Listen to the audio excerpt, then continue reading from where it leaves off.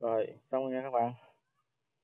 Sau gần nửa ngày quần quật thì cuối cùng đã xong. Đây mình mới gáp lại cái hệ thống bếp tưới nè. Mình chuẩn bị đưa xuống ghe nha. Mình xài loại bếp tưới này. Ra ngon lắm các bạn. 30.000 cái à. Hai củ. Thì mình đang đưa nhỏ to nhỏ được. Mấy bên mình chơi hai bếp luôn. Lúc trước mình chơi con bếp này.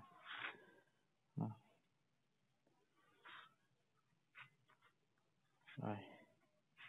Để mình gấp xuống ghe review cho các bạn coi nha.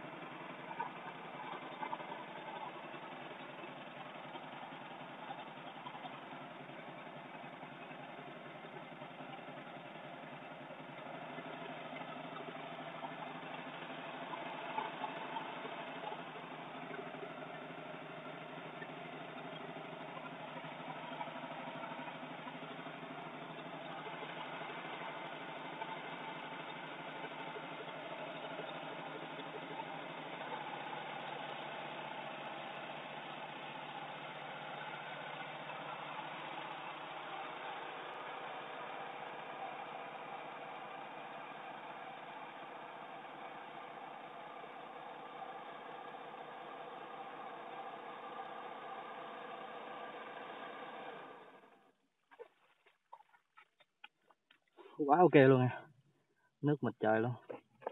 Rồi mình tưới vườn đây. Cảm ơn các bạn theo dõi nha, nhớ đăng ký kênh ủng hộ cho mình nha.